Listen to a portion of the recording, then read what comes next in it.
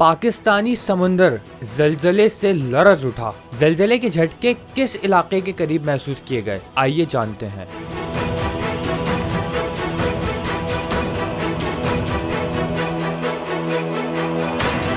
ओमाड़ा की जुनूब मशरिक में 68 किलोमीटर दूर समुंदर में ज़लज़ले के झटके महसूस किए गए। ज़लज़ले की शिद्दत 4.8 रिकॉर्ड की गई, जबकि गहराई 18 किलोमीटर थी। ज़लज़ला पैमा मरकज़ के मुताबिक ये झटके सुबह 10:26 पर रिकॉर्ड किए गए। ये ज़लज़ला सुबह 10:26 पर आया, जिसका मरकज़ ओमाड़ा की जुनूब मशरिक में था। वाज़ेह रहे कि ज़मीन पर 4.8 शिद्दत का ज़लज़ला ज़्यादा तबाहकुन तो नहीं होता, लेकिन समुद्री ज़लज़ले हमेशा खतरे का बाइस बनते हैं, खास तौर पर अगर गहराई कम हो। साहिली इलाकों में ये एहतियाती तदाबीर अपनाने की हिदायत कर दी गई हैं।